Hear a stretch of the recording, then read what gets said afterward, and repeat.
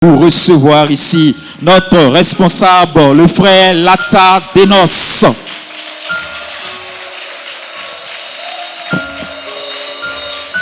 Alléluia. Alléluia. Que le nom du Seigneur soit béni. Que la gloire lui revienne à lui et à lui seul. Je dis que la gloire lui revienne à lui et à lui seul. Parce que c'est lui qui est digne de recevoir la gloire. C'est lui qui est digne de recevoir ta louange. C'est lui qui est digne de recevoir ton adoration. C'est lui qui est digne de recevoir ta prière. Il est digne. C'est pas amusement, c'est pas une fable. Il est digne. Que son nom soit béni.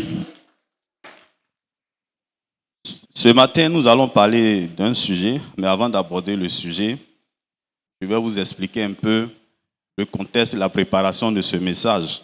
Peut-être que nous ferons des choses qui vont sortir de l'ordinaire, mais nous avons un Dieu qui est tellement formidable, qui entend la prière des uns et des autres, et puis qui apporte sa parole pour résoudre, n'est-ce pas, un problème.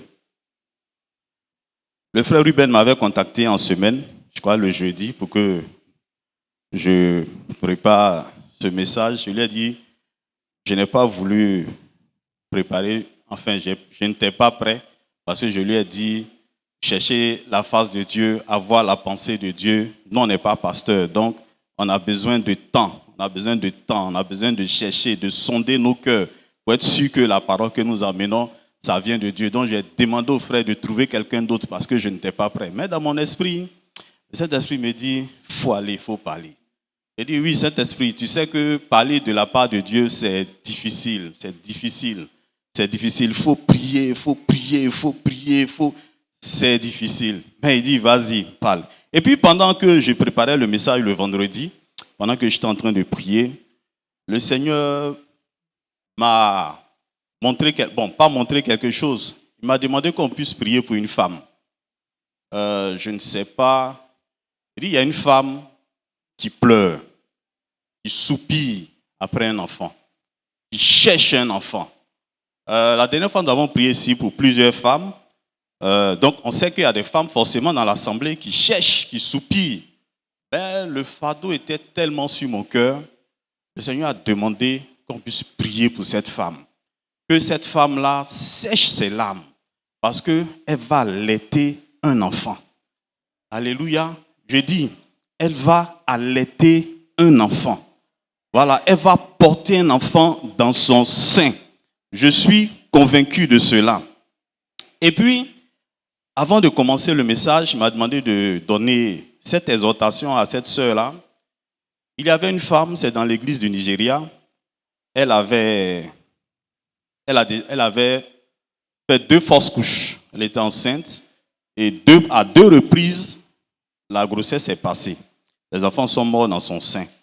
Et puis à la dernière fausse couche, quand ils étaient en train d'enlever l'enfant, le médecin lui a dit, il faut renoncer à avoir un enfant. Il faut renoncer parce que tu mets ta vie en danger. Donc, renonce à avoir un enfant. Et puis, la dame lui a dit, docteur, moi-même, j'ai compris parce que je prends grossesse, ça passe, je prends, ça passe. Donc, moi-même, j'ai enlevé ma tête dessus. Elle n'était pas convertie. Et puis, elle s'est convertie. Elle est venue dans la maison de Dieu. Et dans la maison de Dieu, elle a entendu des témoignages comme quoi il y a eu plusieurs femmes infertiles, plusieurs femmes stériles que le Seigneur a délivrées. Et la dame, elle était assise. Quand elle a entendu cela, ça a tellement traversé, bouleversé son cœur, qu'un jour, l'homme de Dieu, après une prédication, a lancé l'appel. Et cette dame s'est levée parce que dans son cœur, ça bouillait. Cette parole, c'est pour moi. Son cœur bouillait. Et quand elle s'est levée, son mari lui a dit, Coco, assieds-toi. Bébé, assieds-toi. Tu as oublié ce que le médecin a dit. Bébé, il faut t'asseoir, ce n'est pas pour nous. Elle a regardé son mari avec tout le respect qu'elle avait pour son mari. Elle a dit à son mari, le médecin n'est pas mon Dieu. Il n'est pas mon Dieu. Je dis, le médecin n'est pas mon Dieu. le médecin là, il n'est pas mon Dieu. Mon Dieu dit de venir, ils vont prier pour moi. Et c'est comme ça qu'elle s'est levée. Et quand elle est venue, l'homme de Dieu, parmi toutes les femmes qui étaient là, l'homme de Dieu a donné une parole de sagesse. Il a dit à cette dernière, ta grossesse va te surprendre. Tu ne sauras pas que tu es enceinte. Deuxième signe, lorsque tu iras accoucher, tu vas accoucher sans douleur. Et cette dame, elle a été effectivement surprise par la grossesse. Et un jour, quand elle est arrivée à son terme, dans son 9e mois, un jour à 2h du matin, elle a réveillé son mari. Elle a dit, il est temps, l'enfant veut venir. Son mari a dit, aïe, c'est pas possible. Elle a dit, mais rappelle-toi de la parole qui nous a été donnée ce dimanche-là. Et ensemble, ils ont marché tranquillement, ils sont arrivés à l'hôpital. Arrivés à l'hôpital, il n'y avait pas de gynéco, il n'y avait pas de docteur, ni de sage-femme. Et son mari a commencé à s'inquiéter. Elle a dit à son mari, ce qu'il a commencé, il va terminer ça maintenant. Et il y avait 2 infirmières qui étaient là, et les 2 infirmières l'ont aidé. Elle dit, en moins de 30 minutes, l'affaire était réglée. Alléluia. Alléluia. Je voudrais dire à quelqu'un, celui qu'on adore, ce n'est pas un magicien. Celui qu'on adore, ce n'est pas un fitini, ce n'est pas un fleque. Celui qu'on adore, il est grand.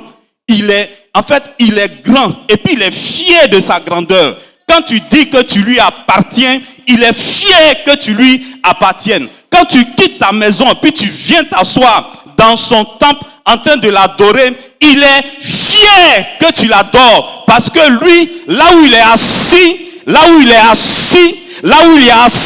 il y a de l'ordre, il y a de la puissance. La Bible dit qu'autour de son trône, il y a du tonnerre, il y a des éclairs, il y a le tonnerre, il y a les éclairs autour de lui. Il est redoutable. On l'a dit ce matin. Je te dis qu'il est redoutable.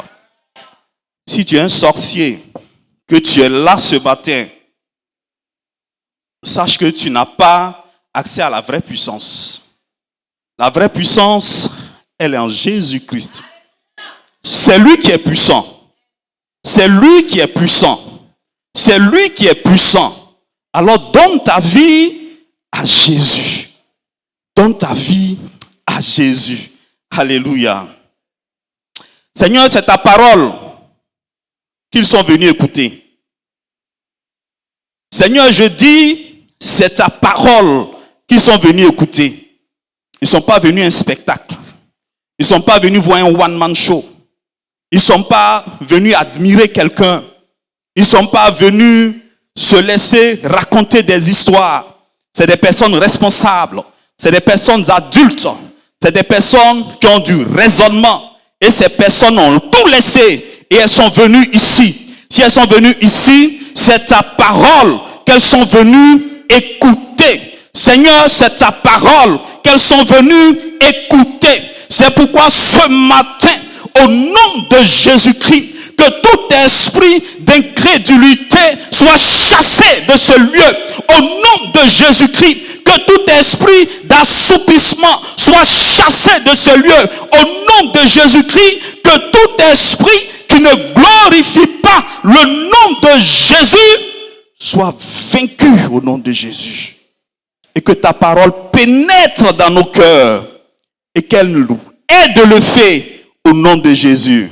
Amen. Alléluia. Ce matin, le Seigneur a mis sur mon cœur que nous parlions d'un thème. Le thème de mon message, c'est la place de l'espérance dans l'exercice de la foi. La place de l'espérance dans l'exercice de la foi. On entend beaucoup, on dit même que la Côte d'Ivoire, c'est la terre de quoi? C'est la terre de l'espérance. On dit, tant qu'il y a la vie, il y a quoi? Il y a de l'espoir. On entend dire, j'espère que mon enfant va réussir. J'espère que mon mari va réussir. On espère. Mais c'est quoi l'espérance? C'est quoi l'espérance? C'est quoi l'espérance? J'ai un double objectif. Le premier, c'est de mettre en lumière cette vertu chrétienne qui est mal comprise, qui n'est pas connue. Mon deuxième objectif, c'est de démontrer que l'espérance a une place prépondérante dans la survenue du miracle. Alléluia. Voici les deux objectifs que je vise ce matin. Donc je disais que le thème du message, c'est la place de l'espérance dans l'exercice de la foi. Alors, le mot espérance, il est très mal compris. Dans le langage quotidien, quelqu'un va dire, j'espère que il va pleuvoir aujourd'hui. J'espère que demain, il ne va pas faire trop chaud. Voilà. J'espère que telle personne va me rendre visite. On dira que c'est la même racine. Le verbe espérer va venir forcément du mot espérance. Et puis, je suis allé regarder dans le Robert pour voir ce que c'est que l'espérance. Le dictionnaire Robert définit l'espérance comme un sentiment qui fait entrevoir comme probable la réalisation de ce que l'on désire.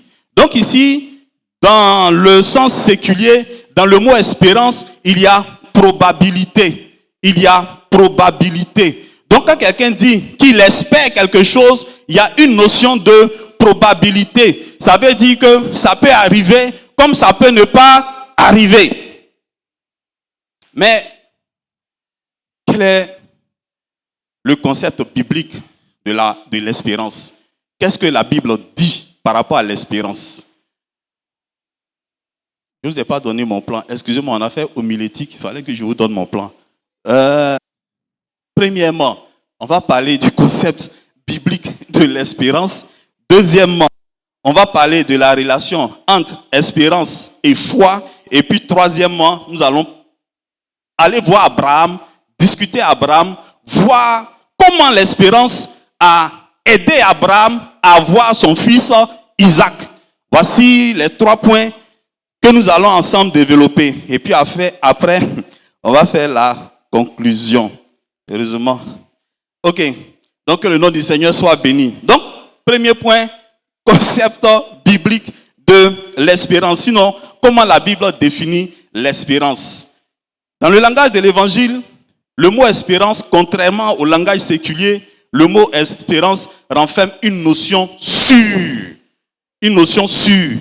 Une notion inébranlable. Une notion active. Donc du coup, quand la Bible parle d'espérance, dans le mot espérance dans la Bible, il n'y a pas de probabilité. C'est quelque chose qui est sûr, c'est quelque chose qui est arrêté. Alléluia. Donc chaque fois que tu vas voir dans la Bible espérance, espérance, espérance, c'est comme ça que ça se définit. Ça n'a rien à voir avec ce que les Ivoiriens appellent espérance. Alléluia. Donc du coup, l'espérance définie par le païen et l'espérance définie par le chrétien n'ont pas le même sens. Amen.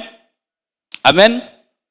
Et dans le Nouveau Testament présente l'espérance comme la reconnaissance que Christ est l'accomplissement des promesses de l'Ancien Testament. Amen. Et ça, vous pouvez le voir dans Matthieu 12, le verset 21, 1 Pierre 1 et 3. Donc, l'espérance chrétienne, elle est enracinée dans la foi au salut de Dieu en Christ. Ça, vous le verrez dans Galates 5, le verset 5. Donc, c'est en fait ce qu'on appelle le salut par grâce. Amen. Amen. On se comprend, hein? On suit, non? Voilà. Voyons quelques expériences chrétiennes. Il y a plusieurs espérances chrétiennes. Hein. Nous espérons la résurrection des morts. C'est une de nos espérances. Vrai ou faux? Vous allez voir ça dans Actes 23, le verset 26. La rédemption de nos corps, c'est aussi une de nos autres espérances. Romains 8, verset 23. La gloire éternelle, dans Colossiens 1, 27, c'est aussi une autre de nos espérances. La vie éternelle, l'héritage des saints, dans Tite 3, verset 5 à 7, c'est aussi une de nos espérances. Et notre autre espérance, c'est le retour de Christ. Amen. Amen. Donc quand la Bible parle d'espérance, voici un peu ce que on voit. Voici un peu ce que la Bible veut dire par espérance. Il y a un penseur, donc on dira que l'espérance même, elle est d'origine divine. Quand tu te convertis, Dieu met en toi en même temps la graine de l'espérance. Donc, il y a un sociologue chrétien, il s'appelle Jacques Ellul. Il dit que lui, il faut faire une différence entre l'espérance et puis l'espoir. Il dit, lui, il faut faire une différence entre l'espérance et puis l'espoir. Pour lui-même, il faut opposer espérance et puis espoir. Parce qu'il dit que l'espoir, il dit pour lui, l'espoir, c'est l'illusion de croire que tout peut s'arranger sans Dieu. Vous voyez un peu, non? Jacques lui dit que l'espoir là, c'est une illusion que tu as. Tu crois que sans Dieu là, tout peut s'arranger. Donc il dit que l'espérance au contraire, c'est quand il n'y a plus d'espoir, c'est en ce moment-là que l'espérance pointe son nez. Amen. Amen. J'espère que jusqu'ici, vous me suivez. Donc ainsi, selon la Bible, l'espérance, n'a rien à voir avec l'optimisme. Il y a des gens qui sont optimistes. On croit souvent que l'optimisme est égal à l'espérance. Ça n'a rien à voir. Tu vas voir que dans certaines situations que tu vas traverser dans ta vie, ton optimisme là, va foutre le camp.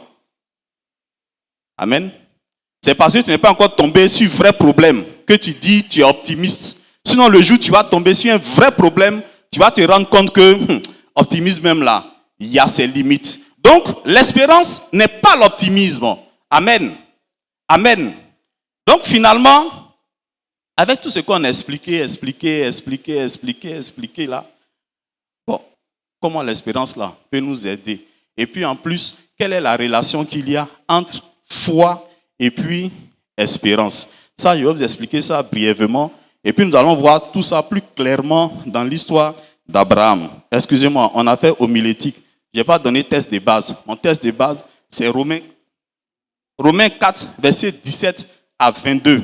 Et puis, on va se balader dans Genèse, chapitre 15 jusqu'à chapitre 18. Et puis, on va sauter pour tomber dans le chapitre 21. Amen. Donc, voici un peu comment je vais imaginer la relation qu'il y a entre foi et espérance. Vous voyez, on peut dire que la foi et l'espérance sont mari et femme. Pour qu'on comprenne ça simplement. Dans la relation homme-femme, moi seul, où je suis là, tu m'as déposé sur une île, tu vas venir dans 20 ans, dans 100 ans, je vais rester seul. Vrai ou faux? Vrai, parce que moi seul là, il ne peut pas faire enfant. C'est ça, non? Moi seul ne peut pas faire enfant. Pour faire enfant, j'ai besoin de ma femme et de mon épouse. Donc nous deux, si on nous dépose sur une île, vous allez, vous revenez, on va remplir l'île là, sans problème. On se comprend, non? Nous comprenons. Donc c'est la même relation qu'il y a entre foi et puis espérance. La foi est le mari de l'espérance. Les deux travaillent ensemble. Et leur enfant s'appelle miracle. Donc je vais te dire que pour que tu puisses voir le miracle auquel tu t'attends, en plus de la foi, il faut que l'espérance soit à côté. Sinon ta foi sera là, tu auras la foi, mais tu ne verras pas les résultats concrets. Amen. Les théologiens vont me lapider, mais bon, avançons. On se comprend, non? On se comprend. Donc, l'espérance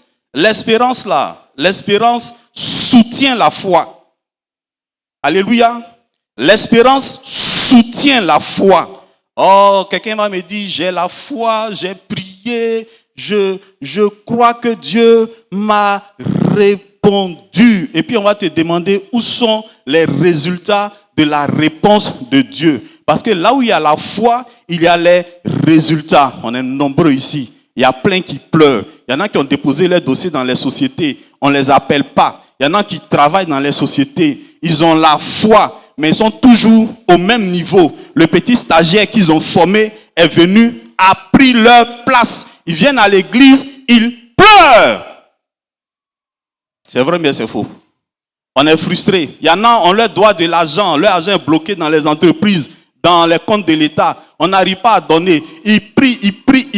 Il a la foi, mais zéro pointé. Pourquoi? Parce qu'il manque à côté l'espérance. Alléluia. Il manque à côté l'espérance. Et dans le système reproductif de l'homme, comme il y a les enfants, dans le système reproductif de l'homme, c'est la femme qui envoie l'ovule. Vrai ou faux? La femme envoie l'ovule et puis l'homme envoie pour lui. Mais tant que la femme n'a pas envoyé l'ovule, il n'y a pas enfant. Vrai ou faux? Vrai ou faux? Mais l'homme, lui, il est toujours là. N'est-ce pas? L'homme, il est toujours là. Lui, il donne toujours. Il est toujours là. Mais tant que la femme n'envoie pas l'ovule, il n'y a pas fécondation, il n'y a pas enfant. C'est la même chose. La foi étant l'homme, la foi sera toujours là. Mais tant que l'espérance n'agit pas, zéro pointé. Amen. Donc, il te faut l'espérance. Il te faut l'espérance. L'espérance, dans la notion d'espérance, il y a la notion de sûreté. Je suis sûr. Je suis sûr. Amen. On va quitter dans cette notion théorique. Et puis nous allons aller voir un peu Abraham. Dans l'histoire d'Abraham, le Saint-Esprit va ouvrir certainement notre esprit pour que nous comprenions ce dont nous sommes en train de parler. Donc ça, j'ai fini avec la partie lecture. Je vais rentrer maintenant dans la partie un peu pratique. Romains 4, le verset 17 au verset 21. Je fais la lecture.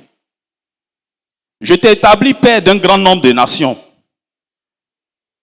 Il est notre Père devant celui auquel il a cru, Dieu, qui donne la vie et qui appelle les choses qui ne sont point comme si elles étaient. Espérant contre toute espérance, il crut, en sorte qu'il devint père d'un grand nombre de nations, selon ce qui lui avait été dit. Telle sera ta postérité. Verset 19. Et sans faiblir dans la foi, il ne considéra point que son corps était déjà usé, puisqu'il avait près de 100 ans, et que Sarah n'était plus en état d'avoir des enfants. Il ne douta point, par incrédulité, au sujet de la promesse de Dieu, mais il fut fortifié par la foi, donnant gloire à Dieu. Verset 21. Et ayant la pleine conviction que ce qu'il promet, il peut l'accomplir, c'est pourquoi cela lui fut imputé à justice. Alléluia. Ici, c'est l'histoire d'Abraham. Je vais vous expliquer ça un peu simplement. On connaît tous l'histoire d'Abraham. Au chapitre Genèse 15, dans Genèse 15 déjà, à cause du temps, je ne vais pas faire toute la lecture. Dans Genèse 15, voilà ce qui se passe. Abraham revient de la victoire sur Sodome. Non, pas sur Sodome. Il est allé libérer, je crois, son neveu Lot. Il y a une guerre qu'Abraham a eu à faire, d'ailleurs même sa seule guerre. Et quand il est revenu à cette guerre-là, pendant qu'il était là, Dieu lui apparaît. Dieu fait alliance avec lui. Dieu lui parle. Et qu'est-ce que Dieu lui dit? Dieu lui dit, tu vois le pays qui est là, je vais te donner tout le pays qui est là. Et puis Abraham, c'est comme si ce que Dieu est en train de dire, c'est pas ça son truc. Il dit, mais c'est vrai, tu vois, je paraphrase, hein, c'est vrai, tu vas me donner tout ça, mais en fait, tu ne m'as pas donné d'enfant. Donc, je n'ai pas d'enfant. Donc, en d'autres mots, tout ça, ça va me servir à quoi? Puisque je n'ai pas d'enfant qui va hériter cela. C'est plutôt Eliezer qui est mon serviteur, puisque dans ce temps, la tradition voudrait que si tu n'as pas pu faire d'enfant, le fils d'un de tes serviteurs qui t'est fidèle, c'est ce fils-là qui hérite de tes biens. Donc du coup, Abraham dit à Dieu que, tu vois, finalement, c'est Eliezer qui est mon serviteur là. C'est Eliezer qui va hériter de mes biens. Ça, c'est au chapitre 15. Au chapitre 15, pendant que ce débat-là se passait, Abraham devait avoir 86 ans par là, quand ce discours-là se passait. On arrive au chapitre 16 de Genèse. Abraham certainement a fait le point à sa femme. Les deux ont réfléchi. On est vieux, ça ne vient pas. Au lieu que ce soit Eliezer qui hérite, il y a une tradition qui dit que moi, la femme, je peux te donner ma servante. Et si tu prends la servante, que tu fais un enfant avec la servante, du coup, la promesse de Dieu, c'est réglé pour nous. On pourra avoir enfin le fils qu'on désire. La Bible dit, Abraham a fait quoi? Il a écouté la voix de sa femme. Et puis il est allé vers Agar, qui était la servante à sa femme. Et quand Agar a senti qu'elle était enceinte, elle est devenue maintenant arrogante dans la maison de choses qu'on appelle vis-à-vis de sa maîtresse. Et finalement, Sarah a dû la chasser de la maison. On connaît la suite de l'histoire. Elle a dû revenir. Je répète, il avait 86 ans. Dieu lui dit, je vais te donner tout le pays là. Et puis je vais te donner un enfant. Abraham dit, je n'ai pas enfant. C'est plutôt Eliezer qui va faire truc. Sa femme et lui trouvent un plan dans le chapitre 16. Et les deux mettent leur plan ensemble pour eux accomplir la promesse que Dieu leur a faite. On finit là. Isaac naît. Abraham se retrouve maintenant à avoir 99 ans. On va maintenant dans le chapitre 17 ou 18. Abraham a 99 ans maintenant. Donc du coup, la première fois que Dieu lui a dit qu'il allait avoir un enfant, jusqu'à ce qu'on se retrouve dans ce dont je suis en train de vous parler maintenant, il s'est écoulé exactement 13 années. Pendant 13 ans, il était avec son fils Ismaël. Et Dieu vient encore lui dire, Abraham, je vais te donner un enfant. Abraham lui dit que mon fils Ismaël vive. Vous voyez un peu? C'est comme s'il était en train de dire à Dieu, tu as déjà exaucé ma prière. Donc, on n'a plus besoin encore de rentrer dans ce débat. Le débat, il est clos. Mais Dieu lui dit, non, l'enfant dont je parle là, c'est Sarah qui va avoir cet enfant-là. La Bible dit que Abraham est tombé, puis Abraham a ri. Aïe, j'ai 99 ans. Sarah a 89 ans, mais 90 ans par là. Comment on va avoir un enfant? Bon, vraiment, il ne faut pas te mettre cette pression-là. J'ai dit à mon Ismaël. Mais Dieu répète, Sarah, là, elle va faire un enfant. Je change ton nom. On ne va plus t'appeler Abraham. On va t'appeler désormais Abraham. Elle, son nom aussi est changé. Et puis, dans la même période, dans le chapitre 18, Genèse 18, dans la même période, quand nous arrivons là, c'est là qu'il y a 3 êtres qui viennent voir Abraham et qui discutent avec Abraham. Abraham va leur donner à manger et tout ça. Et pendant qu'ils sont en train de manger, il y a l'un d'entre eux qui demande, mais où est Sarah? Ils sont rassasiés. Où est Sarah? Sarah dit, on dit non, Sarah elle est quelque part là-bas. Il dit, bon, l'année prochaine, à la même époque, quand on va revenir là, Sarah va porter un enfant. Sarah était assise de son côté là-bas. Elle aussi, elle est tombée, elle a commencé à rire. Et puis il lui a demandé, mais pourquoi tu ris? Ah, moi vieille comme ça là, je vais faire un enfant. Et c'est ce que le Saint-Esprit est en train d'inspirer Paul pour nous expliquer. Vous voyez un peu comment l'espérance a agi. Tout est parti d'une parole qu'Abraham a entendue. Dieu ne s'est pas occupé des plans qu'Abraham a fait. Il a entendu une parole. Il a pensé que la parole qu'il avait entendue, c'était la parole de Dieu. Mais Dieu est venu à chaque moment préciser, affiner sa parole pour ne pas qu'Abraham se trompe. Amen. Amen. Et au moment où Dieu va venir faire la précision, 14 ans vont s'écouler, puisque quand Isaac va naître, Abraham va avoir maintenant 100 ans. Donc 14 ans vont s'écouler. Dieu va mettre 14 ans pour expliquer à Abraham sa vision. Et au moment où Dieu est en train de parler à Abraham, médicalement, naturellement, c'est impossible. C'est-à-dire que on pourrait dire à Dieu, mais le travail que tu es en train de faire aujourd'hui, là, on aurait pu faire ça 14 ans avant. Mais 14 ans avant, je suis allé avec Sarah, donc c'est-à-dire que je suis encore joué, n'est-ce pas? Voilà, donc en ce moment-là, tu aurais pu faire le miracle. Mais maintenant, là, il a dit même qu'il n'a pas regardé son corps usé. Il n'a pas regardé son corps usé. Je ne sais pas si vous avez eu l'occasion de voir vos grands-mères. Moi, j'ai vu ma grand-mère. À un moment, elle attachait juste son pagne là. Elle ne cachait plus sa poitrine. Non, c'est des choses qu'on a vues. On a vu nos grands-mères. Elle était très vieille. Elle allait dans la centaine. Et puis, je me rends compte que c'est à cette vieille femme-là, on vient dire, tu vas avoir un enfant. Tous ceux de sa génération, ils ne sont plus au stade d'enfants. Ils sont au stade de petits-enfants, n'est-ce pas? Mais c'est maintenant que pour elle, la promesse va se réaliser. Vous voyez un peu le choc que ça leur a fait? Vous imaginez le choc que ça leur a fait? Il y a les opportunités. Tu laisses toutes les opportunités. Au moment où il n'y a plus d'espoir, où la situation est désespérée, c'est là maintenant que la parole de Dieu sort. Et quand Abraham, il entend cette parole, il fait quoi? Il fait quoi? C'est là que l'espérance prend forme. L'espérance prend forme sur la parole de Dieu. Quelle est la parole de Dieu que tu as entendue sur toi? C'est ça qui est important. Quelle est la parole de Dieu que tu as entendue sur toi, sur ta destinée, sur tes enfants, sur ton foyer? Quelle est la parole de Dieu que tu as entendue? Parce que tant que tu ne vas pas entendre de parole de Dieu, ton espérance n'aura tu ne pourras pas avoir d'espérance. Je veux dire quoi? Je suis une femme, je veux avoir un enfant. J'ai besoin d'entendre la parole de Dieu qui va susciter l'espérance en moi. Alléluia. Ce n'est pas la parole d'un homme. Ce n'est pas les émotions. Ce n'est pas la parole d'un homme. C'est la parole de Dieu qu'il te faut entendre. Et quand tu entends la parole de Dieu, qu'est-ce qui se passe? L'espérance pointe le bout du nez. Mais pourquoi la parole de Dieu? Parce que l'espérance, la foi sont des vertus chrétiennes. Elles sont d'origine divine. Amen.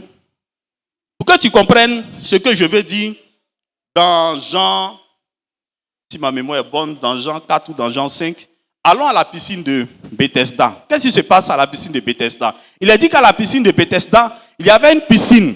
Tous les malades étaient réunis autour de cette piscine.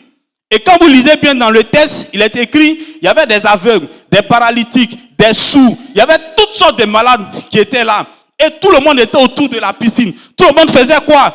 La Bible dit, tout le monde regardait le mouvement de l'eau. Parce que la Bible dit que de temps en temps, un ange descendait dans cette piscine. Et quand l'ange descendait dans cette piscine, qu'est-ce qui se passait? Qu'est-ce qui se passait? Le premier des malades qui tombait dans la piscine, quelle que soit la maladie qu'il avait, il était guéri. Donc ça veut dire qu'il y a eu une association de malades autour de cette piscine.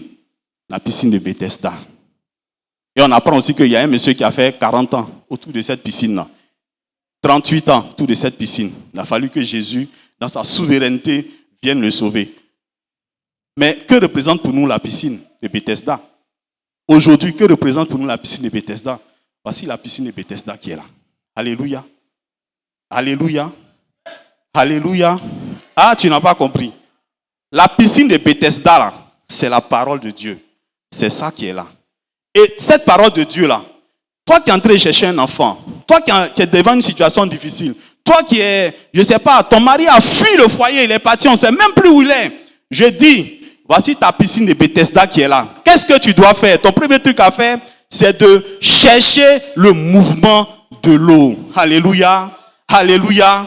Alléluia. Pour que ton espérance soit activée, il faut que tu aies une parole de Dieu. Pour que tu aies une parole de Dieu, il faut que tu ailles dans la Bible chercher le mouvement de l'esprit. Et le Saint-Esprit, pendant que tu es, je prends le cas d'une femme stérile. Tu es stérile. Il y a beaucoup de stériles dans la Bible. Vrai ou faux? Qu'est-ce que tu fais? Je commence à lire l'histoire d'Anne. Je vais visiter Anne. Je médite sur l'histoire d'Anne.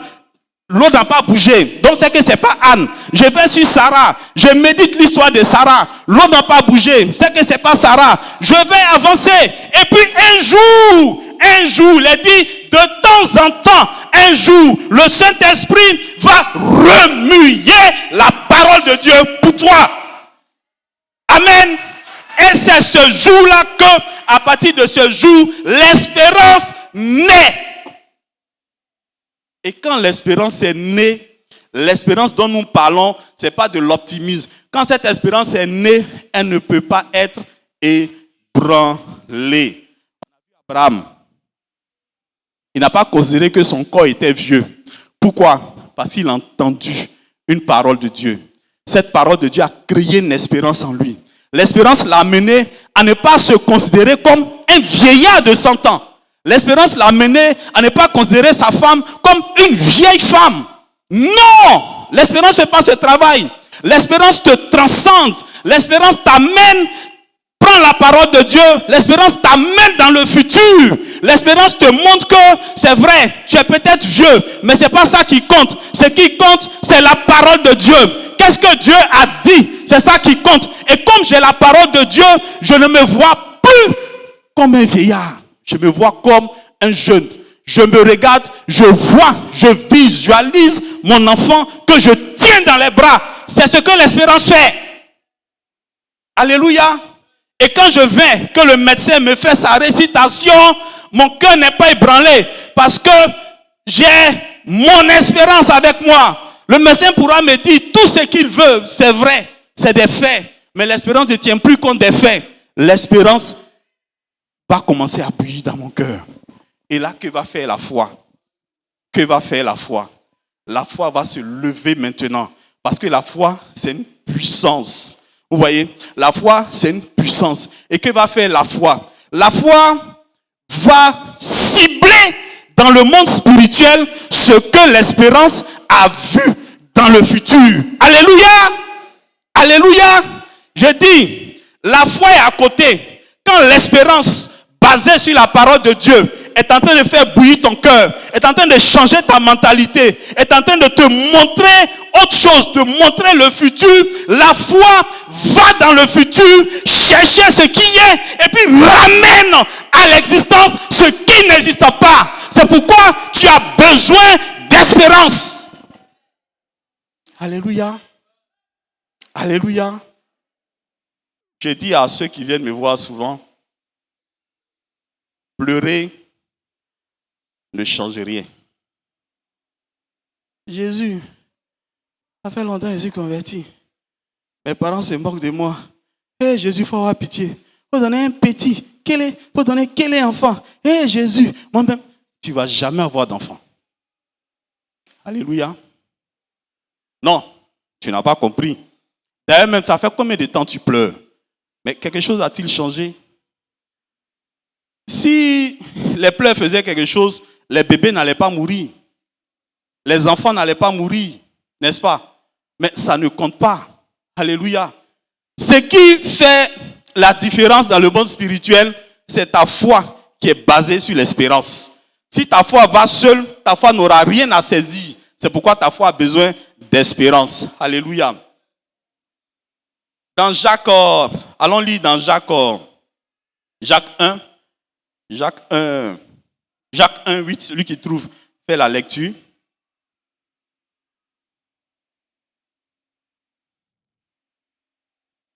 Jacques 1, le verset 7 au verset 8. Commence à partir du verset 6. Verset 6 au verset 8. Mais qu'il la demande avec foi sans douter. Car celui qui doute est semblable au flot de la mer, agité par le vent et poussé de côté et d'autre. Qu'un tel homme ne s'imagine pas qu'il recevra quelque chose du Seigneur. C'est un homme irrésolu, inconstant dans toutes ses voies. Alléluia. Alléluia. Dans ce passage-là, ce qu'il faut comprendre, Dieu, il est digne. Amen. Il est digne. Dans Tite, je crois dans Tite 1, 2, il est dit que Dieu ne ment pas. On se comprend, non? Dieu là, il ne ment pas. On se suit? Dieu ne ment pas. Dieu, il est digne. De toute façon, toi, tu te respectes dans ton petit monde ici, là. C'est comme ça, lui, dans son monde là-bas, là, il se respecte. Alléluia. Et de la même manière, il se respecte. Il ne fait pas ces choses à la légère. Pour que... c'est pourquoi il ne tolère pas le doute. C'est pourquoi il ne tolère pas l'incrédulité. C'est pourquoi j'ai dit tantôt, ton espérance ne doit pas être basée sur quelqu'un, mais ça doit être basé sur une parole de Dieu que tu as entendue. En méditant, en cherchant la parole de Dieu, tu vas entendre une parole de Dieu pour ta situation. Et sur la base de cette parole, il y a une espérance. L'espérance va naître. Et à partir de cette espérance, une fois que l'espérance naît, l'espérance va changer ta mentalité. L'espérance va changer ta vision des choses. Et tu es dans une nouvelle dynamique. Et tu vas commencer à voir d'autres choses te concernant. Et à partir de ce moment-là, ta foi est activée. Ta foi va aller dans le futur, aller actualiser ce que tu as vu dans le futur pour le ramener dans le monde présent. Mais dans Jacques 1,8 ici, il est dit que si tu es en train de douter, ne t'attends rien de Dieu. Parce que Dieu, il est sérieux dans ce qu'il fait. Amen. Abraham aurait pu dire, pardon, je suis vieux, c'est plus la peine. Mais il n'a pas regardé, non seulement il n'a pas regardé son corps même ne lui disait rien. Ce qui lui importait, c'était la parole de Dieu. Il savait que Dieu ne ment point. C'est pourquoi quand tu es dans une difficulté, tu es dans une situation difficile, ton premier réflexe, c'est pas venir t'asseoir, commencer à pleurer. Ton premier réflexe, c'est pas pour rentrer et commencer à critiquer quelqu'un. Ton premier réflexe ne doit pas être de commencer à exposer ta situation à tout le monde. Ton premier réflexe, c'est de prendre la parole de Dieu, de chercher à connaître ce que Dieu dit sur cette situation. C'est ça le premier pas à faire. Si tu ne fais pas ce pas, tu vas venir, on va prier pour toi, on va te donner des paroles, on va parler en langue sur toi, mais tu n'auras rien. Amen. La relation que Jésus veut une relation personnelle, d'homme à homme, une relation personnelle, toi et lui. Alléluia. Faut pas dire non, le pasteur Israël est tellement loin, donc je n'ai plus besoin moi de prier. Je n'ai plus besoin de chercher la face de Dieu. Une fois que je viens voir le pasteur Israël qui m'a imposé les mains, c'est fini. C'est que ma situation est résolue. Dieu ne fonctionne pas comme ça. Parce que si nous tous qui sommes ici, nous disons que le pasteur est tellement loin que nous tous, nous reposons sur le pasteur devient qui pour nous? Le pasteur prend la place de Jésus. Or, il est jaloux de sa position. C'est pourquoi il faudrait que ce soit toi-même qui aille, qui fasse l'effort de chercher, et tu trouveras.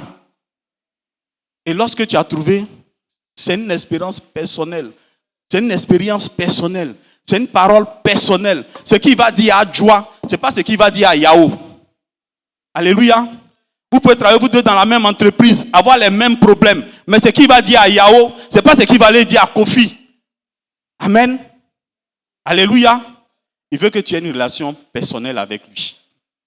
C'est ce qu'il attend de toi. Et c'est là qu'il pourra te transmettre les vrais secrets. Aujourd'hui, il t'a peut-être dit quelque chose, mais tu ne comprends pas encore. C'est comme ça il fait. Il ne te dit pas tout. Il te dit un peu.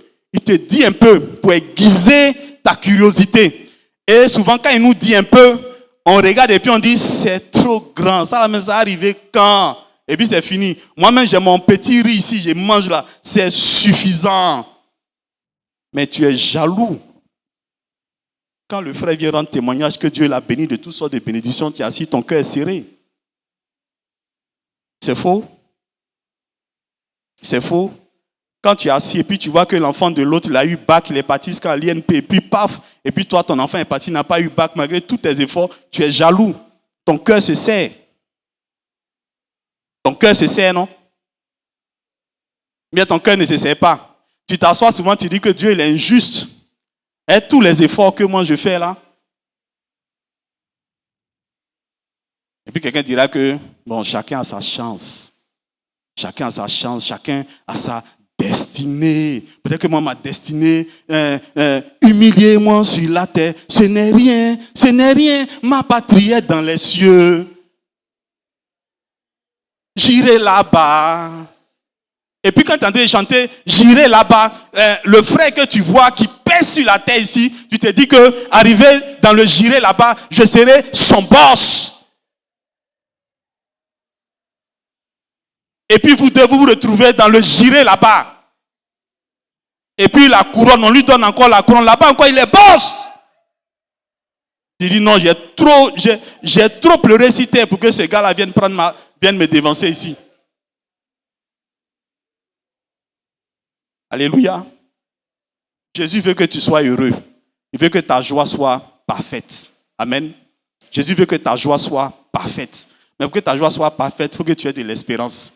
Et puis, ce que nous devons savoir, ce que nous connaissons sous la forme du christianisme va disparaître. Parce que Jésus n'est pas venu à le christianisme. Ce n'est pas Jésus qui a envoyé le christianisme, les différentes églises. Jésus, ce n'est pas ce qu'il a envoyé. Jésus est venu annoncer un royaume. Alléluia. Alléluia. Ah, tu penses que c'est l'Assemblée de Dieu seulement qui sera au ciel? Jésus est venu annoncer un royaume. Or, si nous partons sur la base du royaume, chaque royaume a ses lois. Dans la loi de Côte d'Ivoire ici, on dit que nous en Côte d'Ivoire ici, là, notre argent qui circule en Côte d'Ivoire ici, c'est quoi? Le franc CFA. Tu quittes au Japon, tu viens avec tes yens, c'est leur monnaie. Tu vas au marché. Ah, maman, ton poisson là, c'est combien? Elle va te dire, c'est 5 000 francs CFA. Bon, d'accord, j'ai des yens là. Il faut prendre ça en yens. La maman là, va l'écouter. Répondez, la maman va-t-elle l'écouter? Pourquoi? Vous voyez, ce n'est pas notre monnaie. On ne connaît pas cet argent-là ici. Tu viens tes dollars, tu rentres, tu t'envoies Diallo. Il ne va pas t'écouter. Ce n'est pas notre monnaie. Tu prends ton CFA, valise de ton CFA, tu vas en France te balader, tu vois un habit, une chaussure qui te plaît, tu viens acheter, tu montes ton CFA, il va te demander c'est quoi ça? Vrai ou faux? Ne connais pas ça. Dans le royaume de Dieu, la monnaie qui marche, c'est la foi. C'est la foi que tu dois présenter. Donc tant que tu n'as pas la foi soutenue par l'espérance, ta foi, tu ne pourras rien acheter. Tu veux enfant, il faut présenter la foi. Alléluia. Tu veux travail, il faut présenter la foi. Or, la foi ne peut pas aller seule. La foi a besoin de l'espérance pour l'accompagner. Et les deux ensemble vont produire le miracle. Alléluia. Alléluia. Alléluia. Alléluia. Oui, nous avons besoin d'espérance. Nous avons besoin d'espérance. Et vous voyez, Abraham il a été béni comme ça. Parce qu'il a entendu la parole de Dieu. Et la parole de Dieu l'a amené à se voir autrement. À se voir comme un père. Comme un nouveau papa avec sa femme. Parce qu'il était déjà papa de l'autre côté. Mais maintenant, il est devenu papa avec sa femme qu'il aimait. Donc, il s'est vu. Et quand il s'est vu comme ça, l'année qui a suivi, sa femme a porté un enfant. Alléluia. La vie chrétienne n'est pas compliquée. Ce n'est pas une affaire de canaries. Ce n'est pas une affaire de prier, jeûner beaucoup. Ça n'a rien à voir. Et quand tu as la foi, quand tu as cette foi basée sur l'espérance dont je suis en train de parler, ta manière de prier change. Alléluia. Parce que la Bible dit que souvent on fait comme les païens qui pensent que c'est à force de prière que ils seront exaucés. À force de prière que ils seront exaucés. Vous allez me dire que la Bible demande de persévérer dans la prière. Oui, c'est ce que la Bible dit. Mais de quoi nous voulons parler? Un petit éclaircissement. Quand je vois, l'espérance me permet de voir ma foi activée, que ma foi s'en va chercher, je ne rentre plus dans la prière. Seigneur, donne-moi enfant.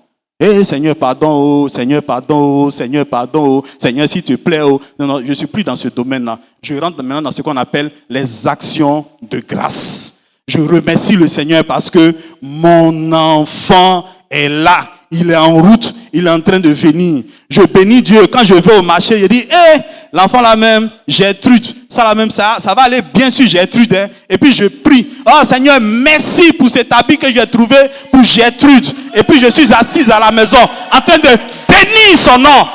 C'est à cette condition-là que je verrai Gertrude venir. Alléluia. Alléluia. Alléluia. Voici. Nous avons besoin d'espérance. Nous avons besoin d'espérance. L'espérance, dans Jacques 1,8, il est dit que il faut être constant. L'espérance va t'amener à être constant, à être conforme à cette règle-là. L'espérance va te stabiliser. Les vents contraires vont venir, mais l'espérance va te stabiliser. Et ta foi va continuer à agir. Et là, le temps n'est pas un problème pour toi. Alléluia.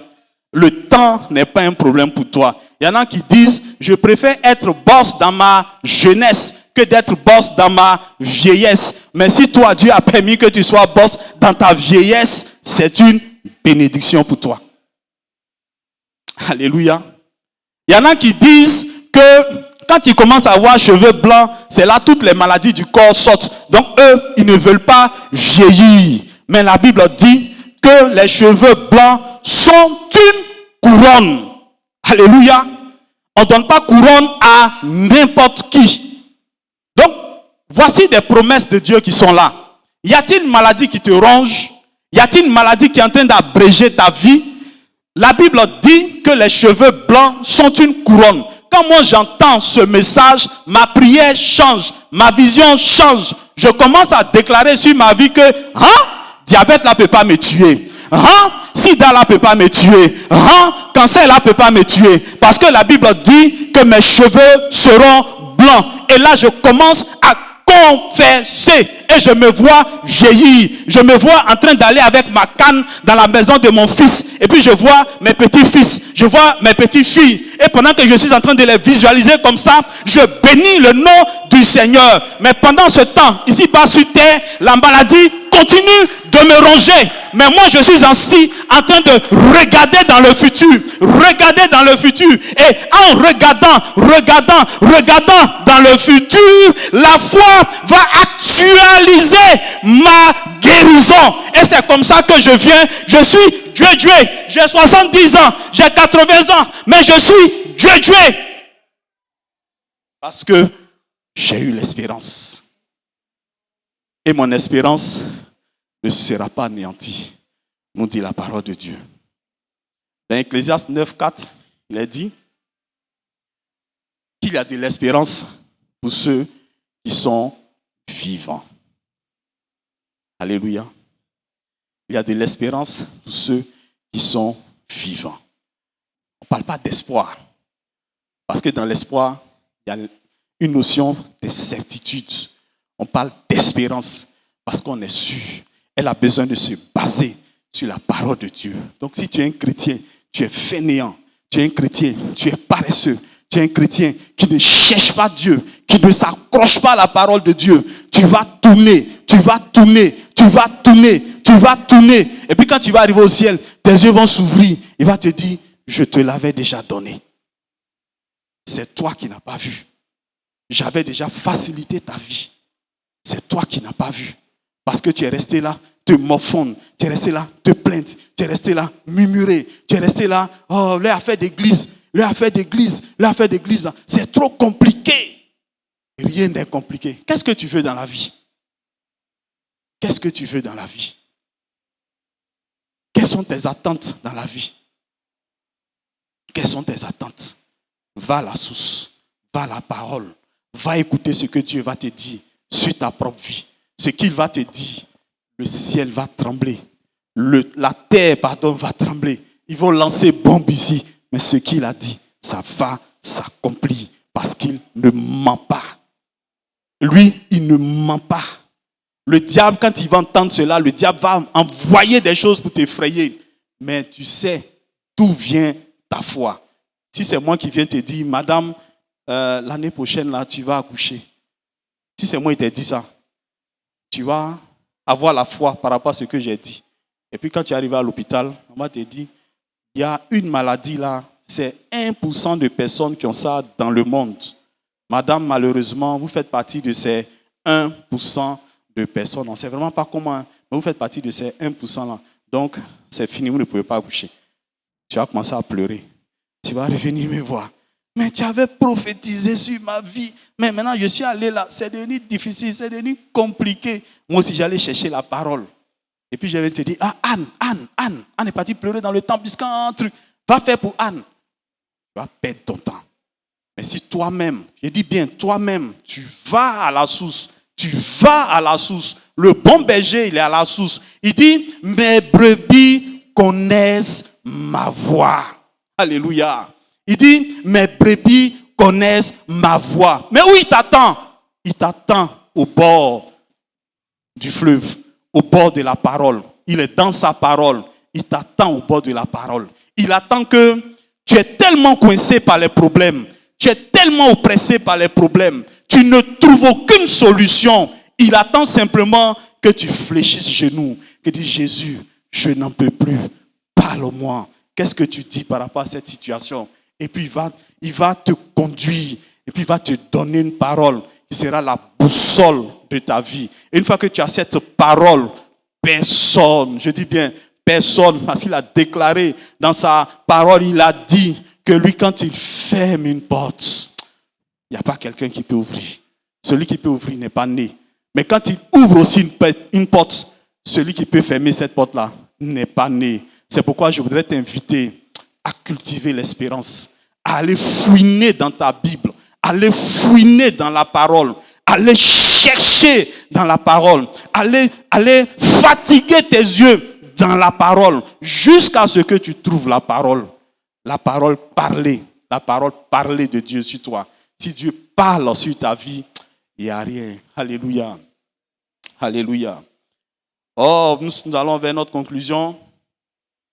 J'espère que j'ai pu vous montrer ce que l'espérance peut vous aider à faire.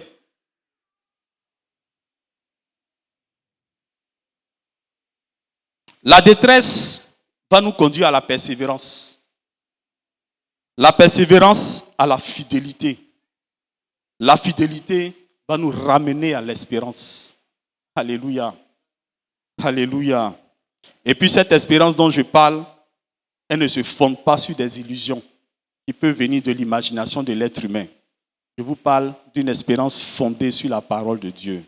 Amen. Amen. Que le nom du Seigneur soit béni. Nous allons baisser la tête. Nous allons baisser la tête. Il y a beaucoup de choses qui ont été dites.